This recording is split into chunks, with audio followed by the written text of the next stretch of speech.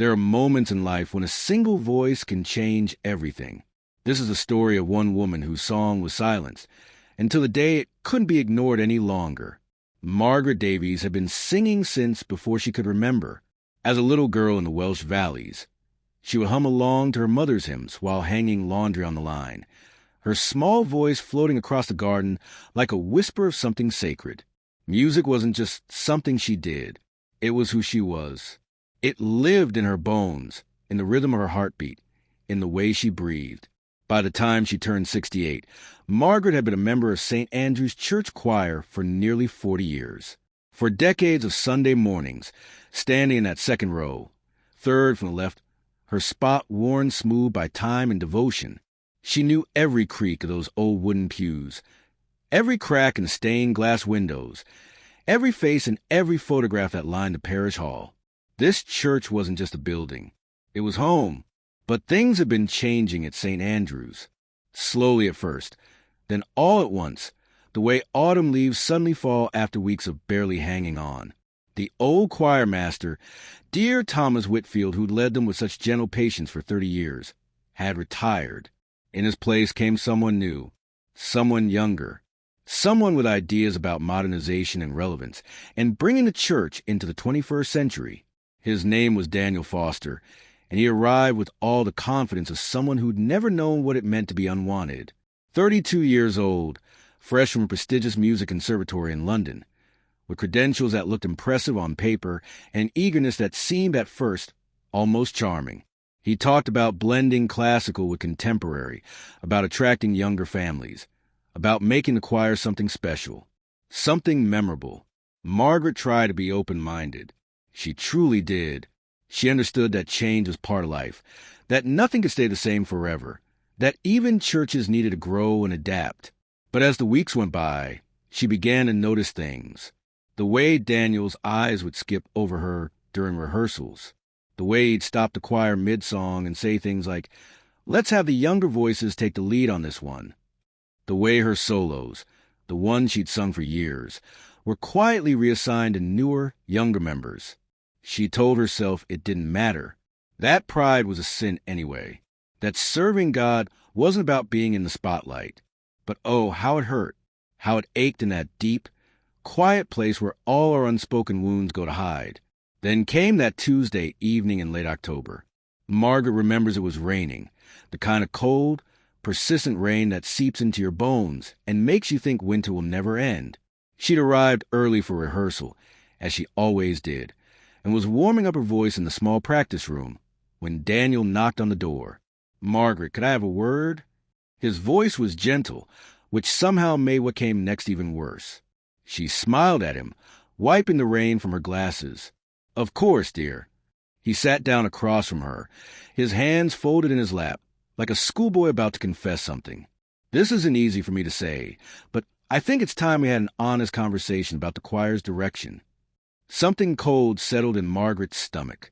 She lived long enough to know what came after words like those. "We're trying to attract a younger demographic," he continued, not quite meeting her eyes. "And I think it might be time for some of our longer-serving members to consider stepping back. Not permanently, of course, just stepping back, making room for fresh energy, fresh voices." The rain drummed against the window. Somewhere in the building, someone was playing scales on the piano. Margaret's hands were shaking, so she clasped them together in her lap. "You're asking me to leave," she said quietly. "I'm asking you to consider that maybe there are other ways you could serve the church. The Altar Guild, perhaps, or the Hospitality Committee. You'd be wonderful at. I've been singing here for 40 years, Daniel. I know, and we're so grateful for your service. But voices change as we age. They lose their range, their power. And I have to think about what's best for choir as a whole." She stood up slowly, her legs feeling like they might give way beneath her. "I see. Margaret, please don't take this personally. It's just, have a good rehearsal, Daniel." She walked out of that church with her head held high, but by the time she reached her car, the tears were streaming down her face. She sat there in the darkness, rain blurring the windshield, and let herself break in a way she hadn't allowed herself to break since her husband died 15 years ago. The choir had been her anchor, her purpose, her joy, and now it was gone. The weeks that followed were some of the darkest of Margaret's life. She tried going to Sunday services, sitting in the congregation instead of standing with the choir. But watching them sing without her, seeing someone else in her spot, hearing her solos given to others, it was too much. So she stopped going altogether. For the first time in 4 decades, Margaret Davies stayed away from St. Andrew's. Her daughter called, worried. "Mom, this isn't like you. You love that church." "I did love it," Margaret said softly. "But sometimes the things we love don't love us back." She tried to fill her days with other things. Gardening, reading, long walks through the village. But everything felt hollow, like she was just going through the motions of living without really being alive. The music inside her, the songs that sustained her through every joy and sorrow of her life, began to feel like a wound that wouldn't heal. Then, on a gray December morning, everything changed. Margaret was at the market, picking through apples and trying to remember why she'd come, when she heard the wailing. A sound so raw, so broken, that it cut through the ordinary bustle of the Saturday crowd like a knife. She turned to see a young mother collapse on the pavement, her shopping scattered around her, her mobile phone clutched in her shaking hand. People were gathering, uncertain, the way crowds do when they don't know whether to help or look away. Margaret didn't think. She just moved. Years of being a mother, a grandmother, a woman who'd known her own sheer grief, propelled her forward. She knelt beside the young woman, her old knees protesting, and gathered her into her arms. "I'm here, love. I'm here. Whatever it is, you're not alone." The story came out in broken pieces. The woman's name was Sarah. Her little boy, only 7 years old, had been hit by a car on his way to school. He was in surgery now. Critical condition. Her husband was deployed overseas. She was alone. So terribly, impossibly alone. Margaret held her and rocked her the way she'd rocked her own children decades ago. And then, without planning it, without even thinking about it, she began to sing. Softly at first, barely more than a hum. An old Welsh lullaby her mother had sung to her, the one she'd sung to her own babies during the long, frightening nights when illness or nightmares threatened. Her voice was different now than it had been in her youth. There were cracks in it, rough edges worn by time and use. But there was something else, too. Something that hadn't been there before. A depth, a knowing. The kind of beauty that only comes from having lived and lost and loved anyway. Other people in the market had stopped to watch. Some of them were crying. Margaret didn't notice. She just kept singing, kept holding this broken young mother, kept pouring every ounce of comfort she possessed into the ancient melody. When the song ended, Sarah looked up at her with red-rimmed eyes. "Thank you," she whispered. "Thank you. I was drowning, and your voice pulled me back." Margaret helped her to her feet, helped her gather her scattered groceries, insisted on driving her to the hospital. They sat together in the surgical waiting room for 6 hours. Margaret sang quietly hymns and lullabies and even some silly children's songs that made Sarah smile despite everything. And when the doctor finally came out to say that the little boy would survive, that he'd be all right, both women wept with relief. Over the following weeks, Margaret visited Sarah and her son, Tommy, regularly. She'd bring soup and fresh bread and, always, songs. Tommy, recovering slowly in his hospital bed, would request his favorites. Sing the one about the robin, he'd say. Sing the one that makes me feel brave. Word spread, the way it does in small communities. Other people began to ask. A woman whose husband had Alzheimer's, who said music was the only thing that still reached him. An elderly man in hospice who wanted to hear the hymns of his childhood one more time. A teenage girl, anxious and afraid, who needed someone to remind her that beauty still existed in the world. Margaret found herself singing more than she had in years. Not in front of congregation, not with rehearsals and performances and perfect pitch. Just singing for people who needed it. Singing because that's what her voice was meant to do. Not to perform, but to heal. Not to impress, but to comfort. Not to be perfect, but to be present. Then came the Sunday before Christmas. Margaret was at home, preparing a simple lunch, when her phone rang. It was Reverend Patricia Simmons, St. Andrew's vicar. "Margaret, I know you haven't been to church in a while, and I understand why, but I'm calling to ask you something important. It's Christmas Eve service tomorrow, and, well, Daniel has left. Took a position at a cathedral in Edinburgh. Gave us a week's notice. We have no choir master, and most of the choir is, well, they're struggling. They need someone who knows the music, who knows the church, someone who can lead them. Margaret, would you consider coming back? Just for Christmas, just to help us through." Margaret stood there, her hand gripping the phone, her heart doing complicated things in her chest. Part of her wanted to say no, to protect herself from more hurt, more rejection.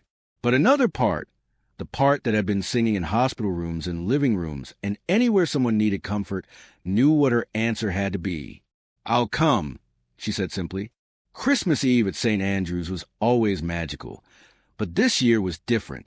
The church was packed, standing room only, every pew filled with familiar faces, and newcomers drawn by the season.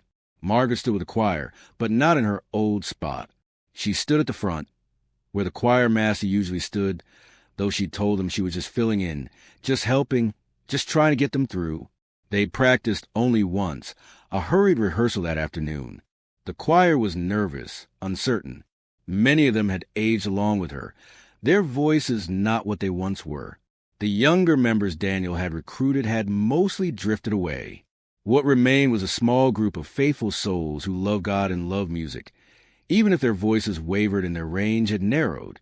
As the service began, Margaret felt the old fear creeping in. What if she failed them? What if her voice cracked? What if all those doubts Daniel had planted were true? But then she looked out at the congregation.